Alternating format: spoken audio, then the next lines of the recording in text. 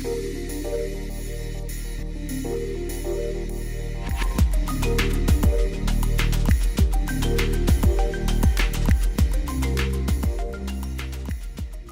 मित्रों, आपका हार्दिक स्वागत है। पिछले एपिसोड में आपने सीखा कि रूपरेखा बनाकर एक ब्लूप्रिंट का निर्माण रूपरेखा बनाने की प्रक्रिया की सहायता से अपने जीवन में कैसे किया जाए। आप सीखते हैं कि अस्पष्टता के बावजूद जैसा आप बनना चाहते हैं वैसा कैसे बने। बार बार सोचते हुए अपने जीवन की रूपरेखा बनाने के लिए आपने स्वयं का भविष्य का स्वरूप देखा है, जो व्यक्तित्व के 3 प्रकारों की जीवन शैली में से एक है, जिनके जीवन इच्छाओं, आकांक्षाओं, लक्ष्यों और महत्वाकांक्षाओं, मूल्यों, उद्देश्यों एवं योगदान से संचालित रहे हैं। आप लक्ष्य तय करके अपने जीवन की रूपरेखा वैसी बना सकते हैं जैसा आपको होना चाहिए। अब आप जान गए हैं कि आपका वर्तमान स्वरूप क्या है, तो आत्म जागरूकता और ब्लूप्रिंट की सहायता से अपना सर्वोत्तम स्वरूप बन सकते हैं। यह सभी बिंदुओं को मिलाने का समय है। इस एपिसोड में आप अपनी चुनाव की शक्ति का उपयोग करना सीखेंगे ताकि आप अपना मार्ग सही चुनावों द्वारा प्रशांत कर सकें और वह बन सकें जो आपको होना चाहिए। हमें अपनी हार्टफुलनेस साधना में भी गहराई लानी होगी ताकि हम हर क्षण बेहतर चुनाव कर सकें और अपने मन को हृदय के साथ सुसंगतता में ला सकें। तो क्या आप तैयार हैं? आइए 3 प्रश्नों पर विचार करें। चुनाव करना किस तरह हमारे जीवन को प्रभावित करता है? सही चुनाव कैसे करें और इसमें कुशल कैसे हों? अपने चुनाव को एक सामूहिक लक्ष्य के लिए कैसे समायोजित करें? चुनाव किस प्रकार हमारे जीवन पर असर डालते हैं? हमारे निर्णय उनके परिणाम हो सकते हैं जो हमारे जीवन पर असर डालते हैं। ये महत्वपूर्ण है। प्रेरणा और प्रत्युत्तर के बीच एक अंतराल है। इस स्थान में ही हमारी प्रत्युत्तर देने की शक्ति मौजूद है। हमारे प्रत्युत्तर में ही हमारी उन्नति और स्वतंत्रता है। उस अंतराल में ही आप चुनाव के बिंदु पर होते हैं। उस अंतराल में ही आप एक समुचित प्रत्युत्तर दे सकते हैं। जिम्मेदारी का अर्थ है चुनाव करने की क्षमता अपने प्रत्युत्तर की। तो आप उस अंतराल को अपने जीवन में कैसे लाएंगे? ध्यान से ही आप उस अंतराल को अपने जीवन में उतार सकते हैं। यह असरदार निर्णय लेने का विशिष्ट गुण है। चाहे हम कपड़े खरीद रहे हों, भोजन मंगा रहे हों, फिल्म देख रहे हों या किसी कॉलेज में प्रार्थना पत्र दे रहे हों, कोई विषय पढ़ रहे हों या कोई करियर चुन रहे हों, हम एक दोराहे पर चुनाव के लिए खड़े होते हैं। क्या यही जीवन के विभिन्न पहलू नहीं हैं जहां आप चुनाव कर सकते हैं? आइए इनमें जीवन के आयाम या चक्कर कहें। आप युवा जन दोराहे पर हैं जहां आप चुनाव की शक्ति का उपयोग कर सकते हैं जीवन के विभिन्न पहलुओं में, जो अंततः आपके आने वाले जीवन को प्रभावित करेगा, जो आपको 20 वर्ष बाद दिखेगा। जीवन के ये आयाम हैं स्वास्थ्य, शिक्षा, परिवार, मित्रता, शौक और आनंद, उन्नति और धन संपत्ति आदि। आपके जीवन के परिपट पर असर पड़ेगा उन चुनावों का जो आपने इन पहलुओं के लिए होंगे। अभी आपके सामने क्या है? आप खाने के लिए क्या चुनना चाहेंगे? उदाहरण के लिए एक युवा के रूप में आप ऐसे बिंदु पर हैं कि आपको कोई विषय 10वीं या 12वीं कक्षा के बाद पढ़ने के लिए चुनना है जो आपके जीवन को प्रभावित करेगा। आपके पास चुनाव है कि कोई विषय चुने। आपके पास चुनाव है कि कोई विशेष विषय या किसी विशेष धारा को चुनेंगे, जो अंततः तय करेगी कि कौन से करियर के विकल्प उपलब्ध हैं आपके लिए। उदाहरण के लिए, अगर आप वाणिज्य विषय चुनते हैं तो आप अपना करियर उन क्षेत्रों में चुन सकते हैं जिसमें आपको अर्थशास्त्र की जानकारी चाहिए। इंजीनियरिंग, मेडिकल, कानून, लिबरल आर्ट्स, तकनीकी प्रशासन, एआई, खेल या संगीत। आप सीमित हो जाएंगे कि करियर का चुनाव इन्हीं क्षेत्रों में करें। आपके द्वारा किए गए चुनाव का यही असर होगा। जो बात अभी केवल एक शौक की तरह शुरू हो रही है, वह पूर्णकालिक करियर बन सकती है। अपने शौक को कायम रखिए। उदाहरणार्थ के लिए शीतल पांडे ने, जिसे जाना जाता है समीर अंजान के नाम से, वाणिज्य की पढ़ाई की और बैंक अधिकारी के रूप में नौकरी शुरू की। समझा कि बैंकिंग उसका क्षेत्र नहीं है और एक प्रसिद्ध गीतकार बन गया। एटकिंसन ने, जो मिस्टर बीन के नाम से प्रसिद्ध हैं, इलेक्ट्रिकल इंजीनियरिंग में मास्टर्स डिग्री ली है। उदाहरण के लिए अनिल कुंबले भी एक इंजीनियर थे शिक्षा के मामले में, लेकिन अंततः क्रिकेटर बने। हर्षा बोगले ने केमिकल इंजीनियरिंग और मैनेजमेंट पढ़ा, लेकिन वे बने एक कमेंटेटर। नागार्जुन ऑटोमोबाइल इंजीनियरिंग करके तेलुगु फिल्मों के नायक बने। इस तरह आपके पास हमेशा चुनाव के विकल्प होते हैं। आप वह करें जो आपको पसंद है और आप जो करते हैं उसे पसंद करें। दोनों अलग बातें हैं। आप जो कार्य पसंद करते हैं उसे जीवन की शुरुआत में ही चुन सकते हैं ताकि आपको अपने कार्य में आनंद आए। बाद में जब आप कोई करियर चुन लें तो उसमें कुशल हो जाए। अगर शारीरिक स्वास्थ्य आपका चुनाव है तो आप शायद सुबह टहलने जाना पसंद करेंगे या फिर जिम में जाने लगेंगे। अगर मानसिक स्वास्थ्य आपकी वरीयता है तो आप ध्यान का अभ्यास करेंगे ताकि आपकी मानसिक शक्ति और स्वीकार्यता बढ़े। अगर आत्मविकास आपका चुनाव है तो आप स्वयं को अतिरिक्त गतिविधियों में लगाना चाहेंगे। आप अतिरिक्त कार्य करना चाहेंगे, चाहे आप जीवन के किसी भी पहलू में लगे हों। हम लोग अपने चुनावों का परिणाम हैं। हमारे जीवन स्वयं पूर्ण होने वाली भविष्यवाणियां हैं। हमारे जीवन को आकार वे कहानियां देती हैं जो हम स्वयं को सुनते हैं और जिनमें विश्वास रखते हैं। हम कोई चुनाव कब करते हैं, हर क्षण एक चुनाव है। जिसे आप जीवन रेखा समझते हैं वह वास्तव में एक बिंदुओं का क्रम है। ये बिंदु गतिविधियां हैं। जीवन गतिविधियों का एक क्रम है जो वर्तमान कहलाती हैं। अगर जीवन एक रेखा होती तो जीवन की रूपरेखा बनाना आसान होता। पहले हम अपने चुनाव करते हैं और फिर हमारे चुनाव हमें निर्मित करते हैं। उस चुनाव को अपने जीवन की शुरुआत में जल्दी ही कर लें। जितनी जल्दी हो उतना अच्छा है। क्या आप सुबह उठते? इसीलिए उन्हें जादुई सुबह कहते हैं। क्या आप पहले तरोताज़ा होते हैं? क्या आप अच्छी तरह भोजन करते हैं सुबह के समय? क्या आप अपना ध्यान का अभ्यास सुबह करते हैं? क्या आप अपने दिन की समीक्षा करके अगले दिन की पहले से तैयारी करते हैं? सोने के पहले अगले दिन की तैयारी कर सकते हैं ताकि अपने जीवन में सफल हो सकें। इसके लिए अपने चुनावों की समीक्षा करें, कौन सा काम आया और कौन सा नहीं।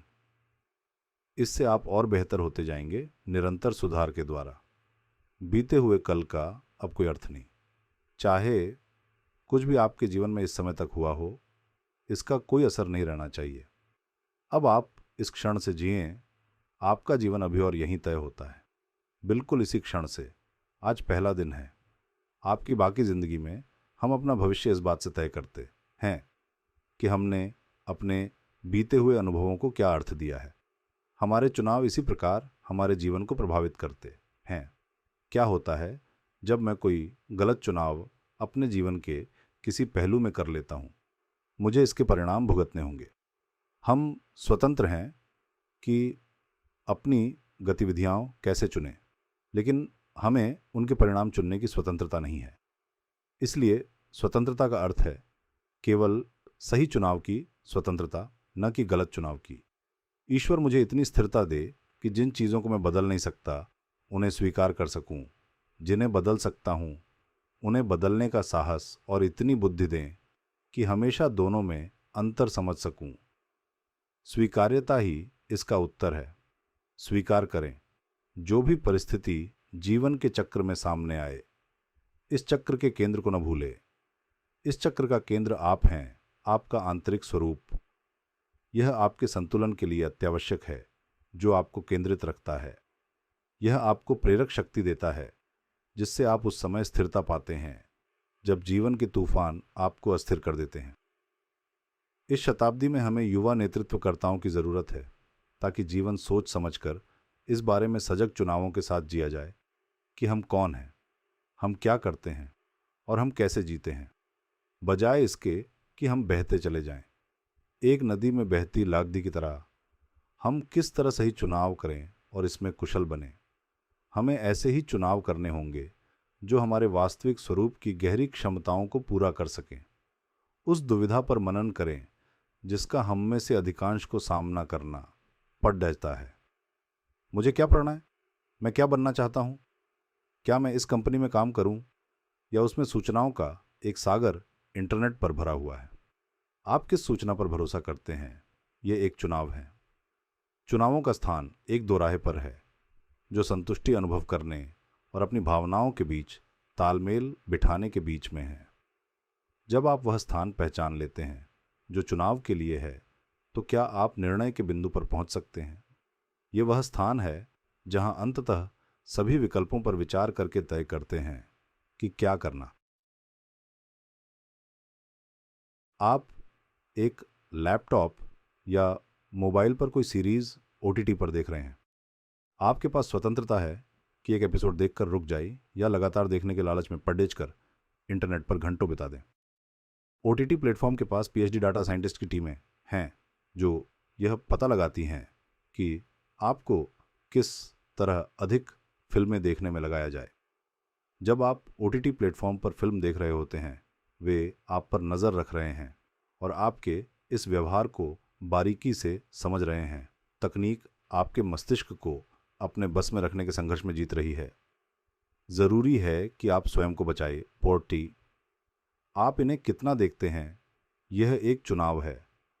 आप चुन सकते हैं कि आप केवल प्रेरक सामग्री ही देखेंगे या कोई तकनीकी वार्ता क्वांटम कंप्यूटिंग पर या कोई मजाकिया कार्यक्रम। इस समय आपके हाथ में चुनाव है। आप किस तरह एक विकल्प चुनते हैं? हृदय की और मस्तिष्क की। सही चुनाव करने में क्या भूमिका है?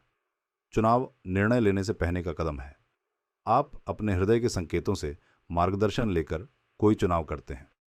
हृदय की इसमें बड़ी भूमिका है। हृदय हमारा दिशा सूचक है। ये असली उत्तर दिशा या चुनाव की ओर संकेत करता है। हृदय और मस्तिष्क के बीच संघर्ष में हमेशा अपने हृदय का अनुसरण करें। आप हृदय का अनुसरण कैसे करते हैं? उसकी बात सुनकर अपने हृदय में हार्टफुलनेस के दैनिक अभ्यास द्वारा केंद्रित रहकर बुद्धि अभ्यास से परिपक्व होती है।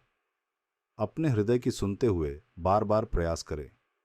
उस आवाज़ का अनुसरण करें जो हृदय से आती है, तो हम सही चुनाव कर सकते हैं। अगर हम हृदय की सुने तो हमें उचित निर्देश मिलेंगे। हृदय की सुने। यह सही चुनाव के बारे में झूठ नहीं बोलेगा। हृदय शांत होता है। जब हम उसकी आवाज़ को नज़रअंदाज कर देते हैं तो हम गलत चुनाव करके गलत निर्णय लेते हैं। अपने मन के शोर और दूसरों की राय से अपनी आंतरिक आवाज़ को खोने न दें। हार्टफुलनेस ध्यान आपको अपनी आंतरिक आवाज़ सुनने योग्य बनाता है। आधुनिक संसार में हम पर कई चुनावों की बौछार होती है। इसीलिए ज़रूरत है कि हम अपने अनुभवों को सुनने की इस कला में कुशल हो जाएं और आंतरिक मार्गदर्शन प्राप्त करें ताकि हम सही चुनाव कर सकें। अपने चुनाव को एक सामूहिक लक्ष्य की ओर कैसे मोड़ दें? यहाँ हमारी आपसी नेतृत्व कल की यात्रा आरंभ होती है। यह एक बात है कि अपने लिए चुनाव किया जाए और यह बिल्कुल अलग जब दूसरे भी इस समीकरण में शामिल हों। दूसरा कोई एक व्यक्ति भी हो सकता है और समूह भी। एक व्यक्ति को समूह के साथ व्यवहार करने में संबंधों, परिवार, टीम, समुदायों और समाज का ध्यान रखना पड़ डिजता है। हम एकांत में नहीं रहते। हम आपस में जीवन के एक जाल से जुड़े हुए हैं।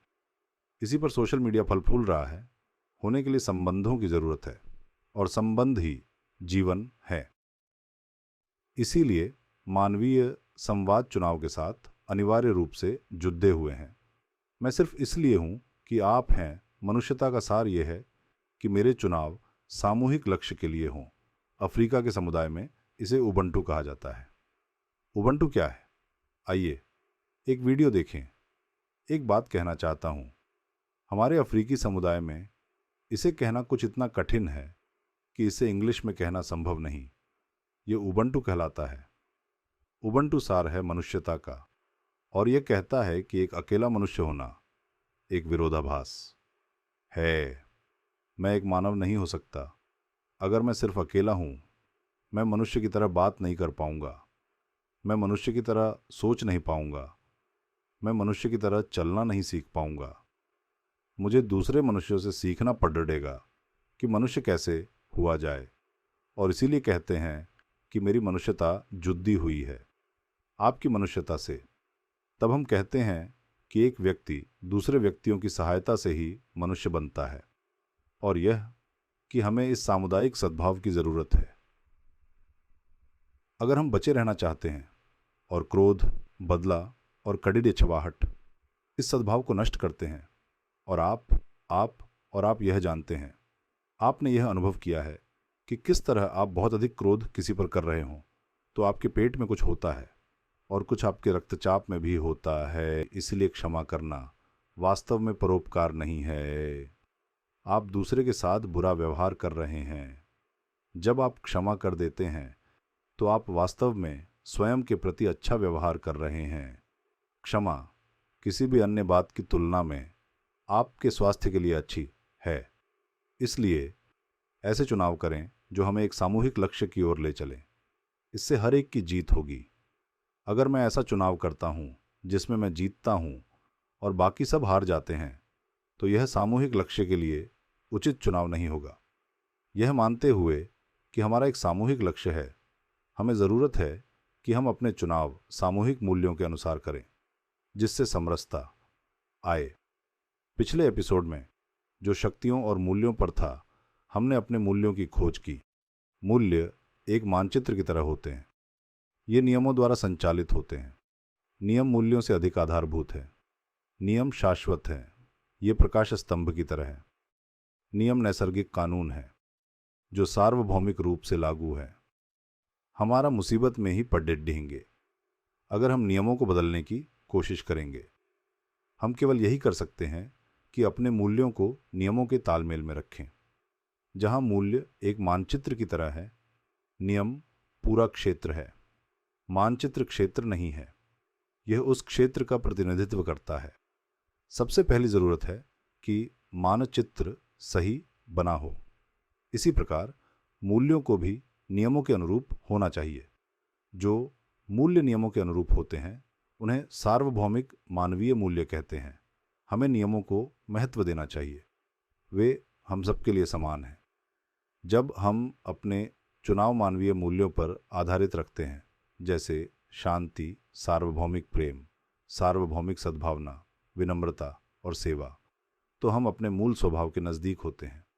इस प्रक्रिया में हम सामूहिक लक्ष्य तक पहुंच जाते हैं। हम माँ प्रकृति का बरहा हुआ हाथ बन जाते हैं। तब हम सही चुनाव के जरिए सही व्यवहार प्रदर्शित करते हैं। हमारा व्यवहार हमारे मूल्यों पर आधारित होता है, जबकि उसके परिणाम तय होते हैं नियमों से। हम शारीरिक रूप से, मानसिक रूप से और आध्यात्मिक रूप से विकसित होते, और हमारा विकास इन तीनों क्षेत्रों में हमारे द्वारा किए गए चुनाव पर तथा हमारे उन कार्यों निर्भर होता है जो सही मूल्यों के आधार पर किए गए हों।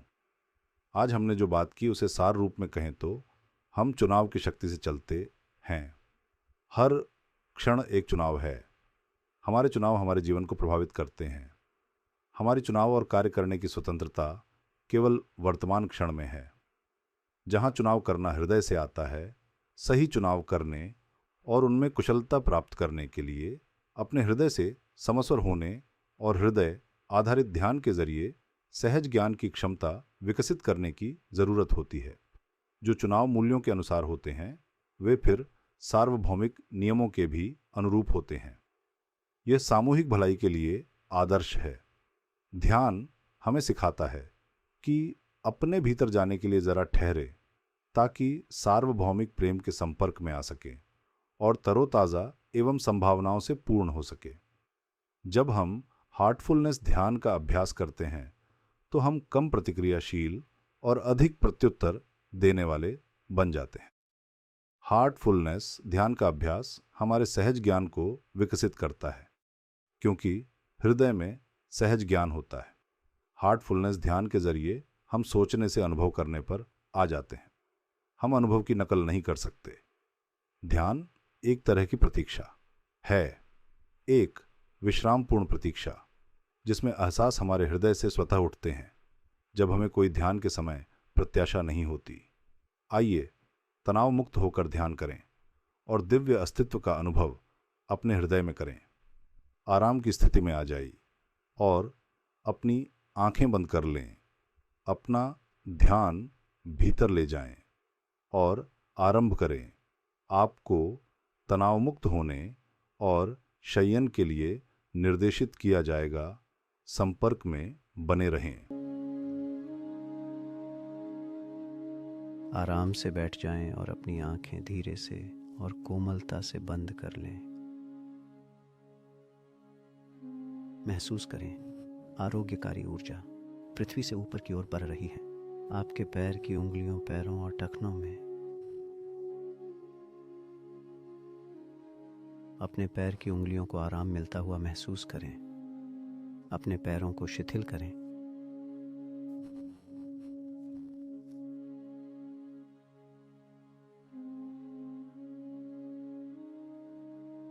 महसूस करें आरोग्यकारी ऊर्जा अपने घुटनों तक ऊपर जाते हुए। जैसे जैसे ये ऊपर बढ़ रही है, ये आपकी पिंडली की मांसपेशियों को आराम दे रही है।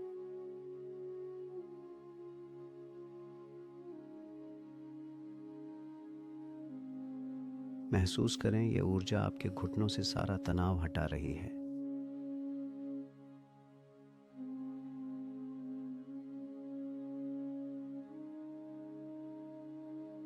अब यह आपके पैरों से ऊपर की ओर बढ़ रही है। आपकी जांघों में, अपनी जांघों में आराम महसूस करें।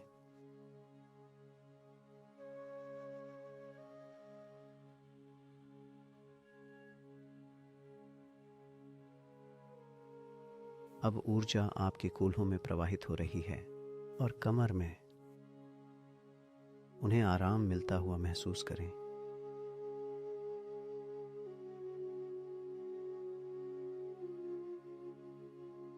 जैसे जैसे ऊर्जा ऊपर बढ़ रही है, आपकी निचली पीठ शिथिल हो रही है।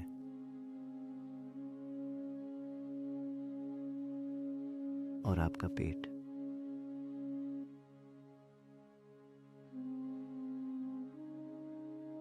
अब ऊर्जा आपकी छाती में प्रवाहित हो रही है। इसे आराम से महसूस करें।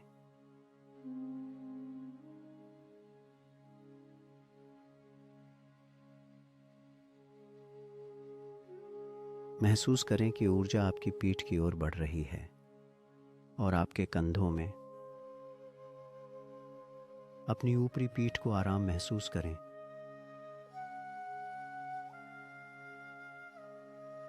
और महसूस करें कि आपके कंधे बस पिघल रहे हैं।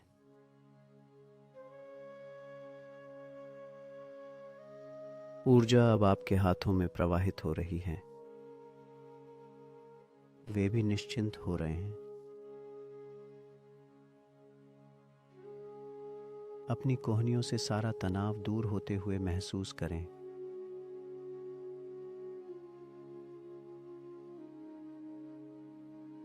और जैसे जैसे ऊर्जा आपकी बाहों में प्रवाहित हो रही है, वे भी शिथिल हो रही हैं।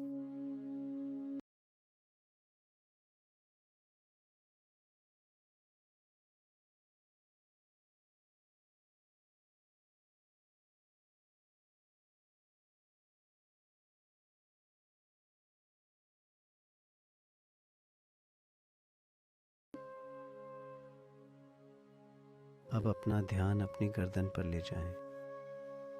ऊर्जा ऊपर की ओर बढ़ रही है और आपकी गर्दन की मांसपेशियों को आराम दे रही है।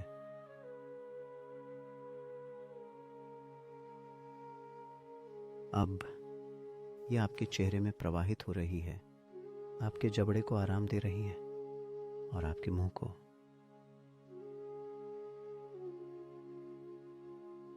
ऊर्जा आपकी नाक और आंखों में प्रवाहित हो रही है, उन्हें रिलैक्स कर रही है।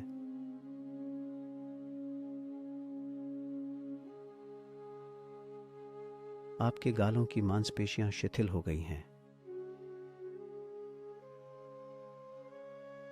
आपके कानों के लोब को शिथिल महसूस करें।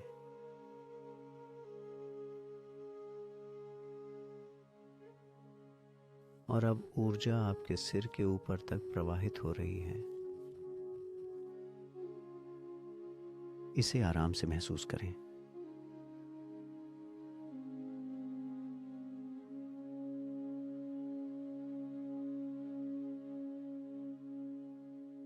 महसूस करें कि आपका पूरा शरीर आरामदायक स्थिति में है, सिर से लेकर पैरों तक।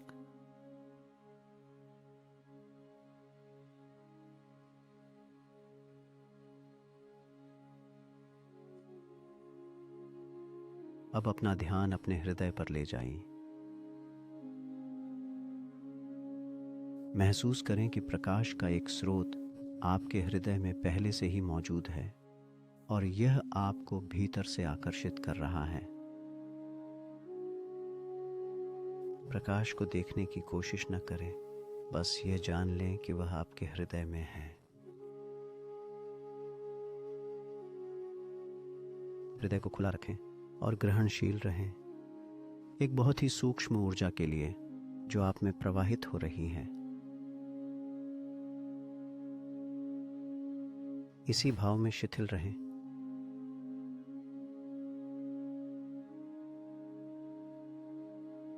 यदि आप किसी भी समय अपनी जागरूकता को भटकता हुआ पाते हैं अन्य विचारों में, तो उनसे संघर्ष मत करिए, उन्हें वैसे ही रहने दीजिए। धीरे से अपने आप को याद दिलाएं कि आप ध्यान कर रहे हैं अपने हृदय में प्रकाश की उपस्थिति पर। अपने आप को अधिक से अधिक भीतर लीन होने दें।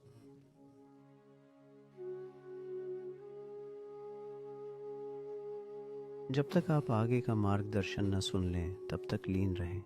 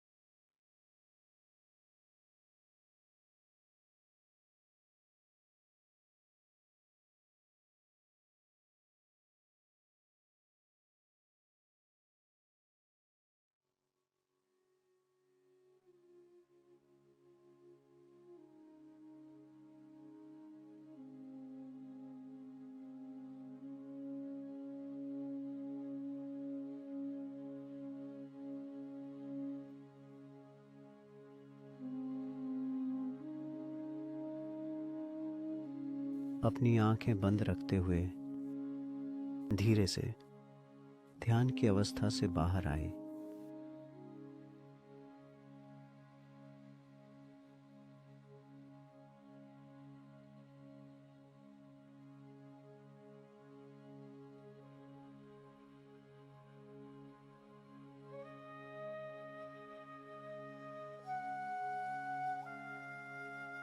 अब धीरे से अपनी आंखें खोलें।